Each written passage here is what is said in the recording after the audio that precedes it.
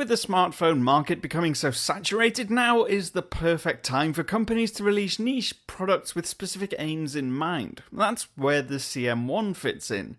It's more camera than smartphone. I'm Cam from 9to5 Google, and this is my review. It's clear from the outset that the CM1's form factor has been designed with the camera being the biggest focal point, and that's because technically this is classed as a connected camera, rather than an Android phone with a great snapper. All the physical buttons live on the right edge. We have a camera shutter button, camera on switch, power key and volume rocker all built into the stylish and solid metal frame. The rest of the back is covered in a rough textured plastic, with the huge camera housing taking up more than a third of the space. Although we wouldn't have complained a few years ago at a phone this thick, 21mm is pretty hefty for a smartphone in today's market, and it's not particularly light either at 204 grams or just over 7 ounces. The front panel of the device is a rather unremarkable black rectangle with no design flourish and a 4.7-inch screen and some generously sized bezels. Surprisingly, for a phone this thick though, it's not uncomfortable to hold at all. It's small enough to be a good one-handed device, with my index finger resting conveniently underneath the camera. It felt balanced in hand and not at all top-heavy. Even for a regular smartphone, the 4.7-inch Full HD panel on the CM1 would be decent. Pixel density is an impressive 469 ppi and it's sharp. Text is smooth and crisp while videos and pictures show good color accuracy. I would say that it makes the perfect camera viewfinder if it wasn't so terrible in bright daylight. The last thing you want on a camera is to not be able to see what you're shooting outdoors. Except many a time I was shooting blind. I've already put together a pretty extensive post showing off the camera's qualities on 9to5 Google, which you can check by clicking the link in the description box. It's an impressive camera in more ways than one. Not only is the sensor huge at 1 inch, it has 20 megapixels and can shoot 4K, but its software enables you to do virtually anything you want. You can manually set exposure sensitivity, white balance and shutter speed to get all kinds of effects, whether you just want to grab more light in a nighttime shot or do some cool slow shutter effects. The CM1 can handle it. What I really liked was how Panasonic has incorporated the manual ring around the lens.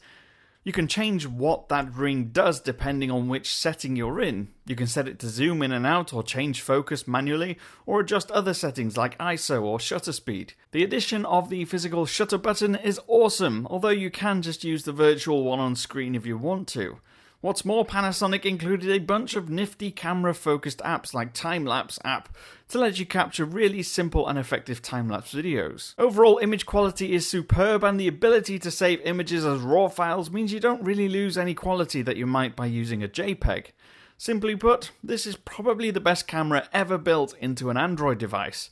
Colors are gorgeous, clarity is out of this world, the depth of field you can get from the images is fantastic, letting you create some beautiful bokeh effects. When you compare it to your average smartphone camera, there really is no competition, but I guess that comparison is a little unfair. With a camera running Android, you could be forgiven for assuming the smartphone performance side of things would be neglected in favour of the camera experience, but that's not the case at all.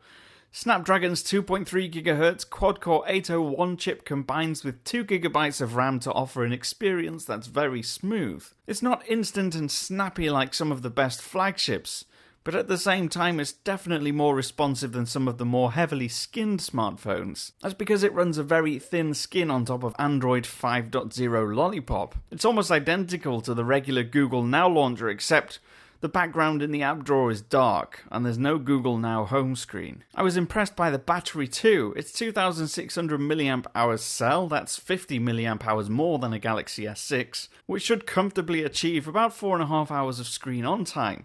In regular use, I easily got to the end of the day without needing to charge it up. But even when I did, it's equipped with Qualcomm's quick charge technology and can go from 0 to 100 in about 80 minutes. As a wrap-up, clearly the CM1 is a niche product. It's not going to be the smartphone for everyone. It's big, bulky, and has a small screen by flagship standards, but I like it a lot. If you're someone who has little regard for the smartphone side of things and would happily sacrifice thinness and a big display to have a great camera in your pocket all the time, this could be your perfect device.